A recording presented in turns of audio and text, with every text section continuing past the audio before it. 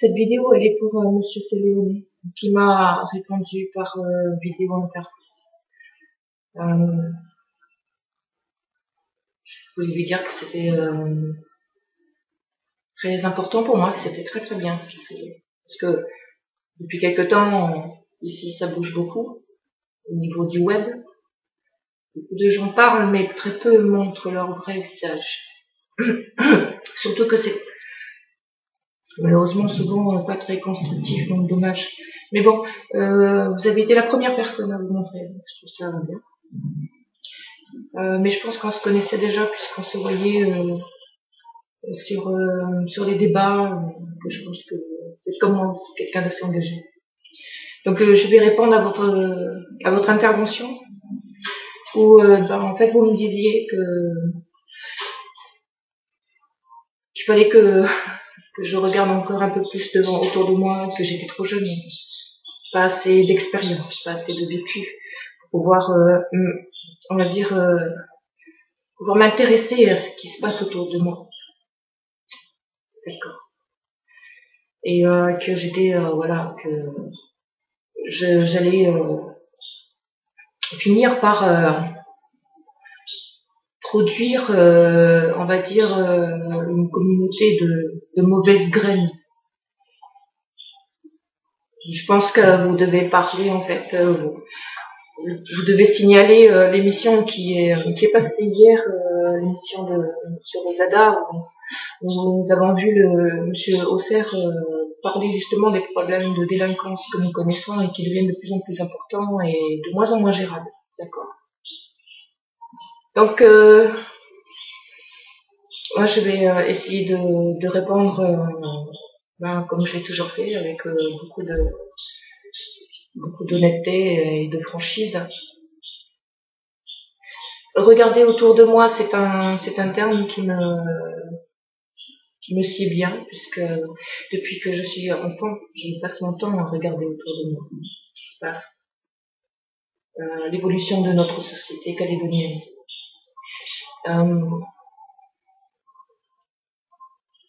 Et je trouve ça important d'en parler, important de le dire, de partager, de vous montrer ma vision en fait, de ce monde qui est très très peu connu en fait. Puisque en général, lorsque l'on parle de la Nouvelle-Calédonie, vous avez en face de vous des politiques. C'est la barrière, c'est ça, une société écran, qui cache en fait le vrai visage du peuple. Je regarde autour de moi, effectivement, et je voudrais vous demander, est-ce que c'est normal ce que je vois? Est-ce que c'est normal, par exemple, que on rapte ici un conflit aussi important que ce qui s'est passé à Marais à un problème culturel, à un problème ethnique? J'ai vu que, en fin de compte, les gens se sont cristallisés, on va dire, sur un problème, sur les conséquences, et non sur les problèmes de fond, qui existent, mais peut-être un peu trop cachés, peut-être un peu trop sombre pour que les hommes de valeur y aillent, essayent de régler ce problème. Est-ce que c'est normal, par exemple, si je regarde bien autour de moi, que par exemple une société, une multinationale sur l'IAT déverse 5000 litres de produits chimiques dans nos rivières, et que d'après ce que je viens de comprendre, ils ne seront pas poursuivis en justice? Est-ce que vous trouvez ça normal? Est-ce que c'est normal que nous allons perdre le label patrimoine de l'humanité pour le lagon que nous avons à cause de la Geobic Mining Corporation?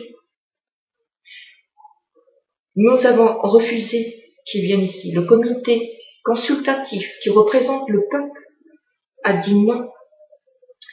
aux dirigeants. Estimé que c'était un projet dangereux pour le patrimoine du pays. Et que 24 heures après, les 3 chefs de province donnent le feu vert à la Geobit Mining Corporation, qui, sous des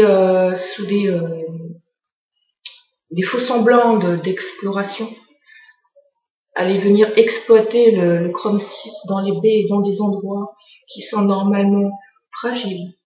Notre écosystème que nous allons transmettre à nos enfants. Est-ce que c'est normal que moi, on va me retirer le label du patrimoine de l'humanité pour mon lagon parce que les dirigeants ont été incapables de faire leur boulot, d'interdire qu'ils viennent ici. Et moi, je vais devoir payer. Et le peuple et les enfants du pays, on va devoir payer.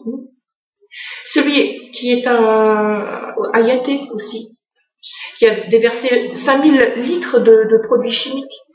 Le responsable, j'ai vu ce qu'il a écrit, il a dit que ce n'était qu'une cuillère à café, que c'était pas grave, que notre écosystème allait s'engorger, enfin, allait personnel, enfin, avec le temps, allait évacuer le problème. Vous vous rendez compte, une cuillère à café de 5000 litres de produits chimiques dans nos rivières. Et je vois que même jusqu'à l'éducation, regardez.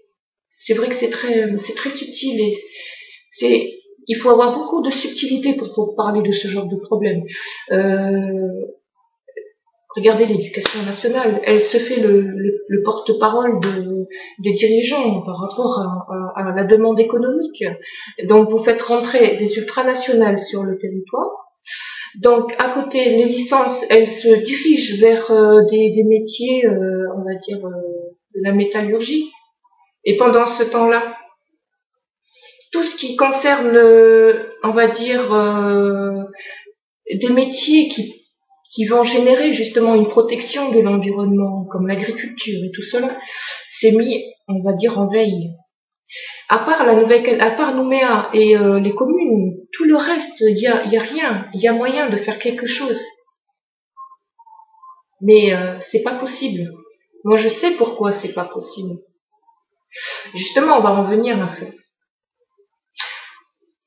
Moi, j'ai vu que vous avez produit, on va dire, ce qu'on appelle des protections de marché. La Calédonie en est bardée des protections de marché, que vous appelez plus des monopoles, mais c'est la même chose, on va dire.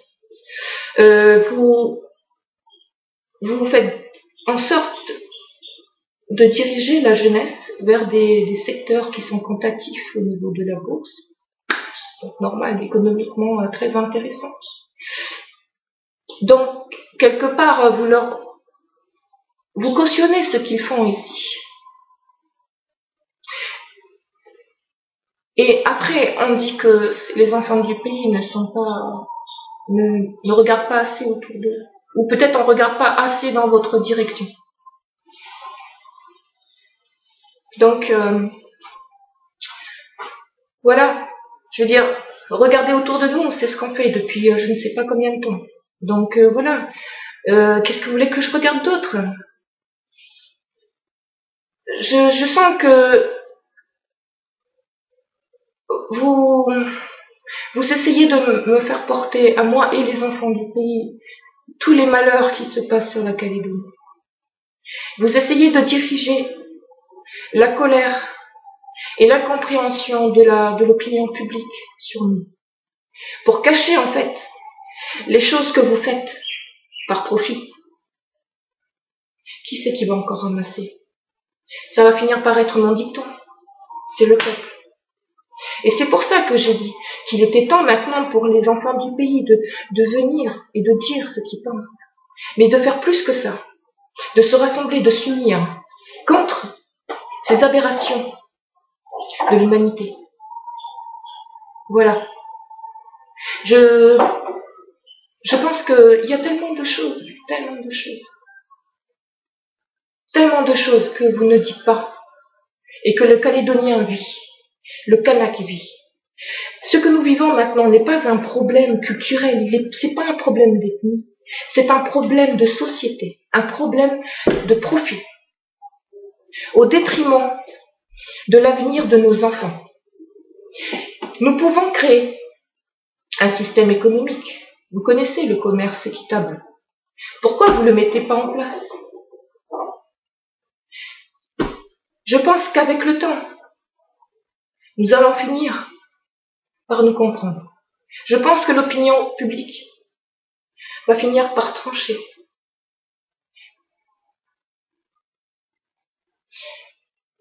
Moi, je fais ce qui me semble le mieux par rapport à ce que je vois.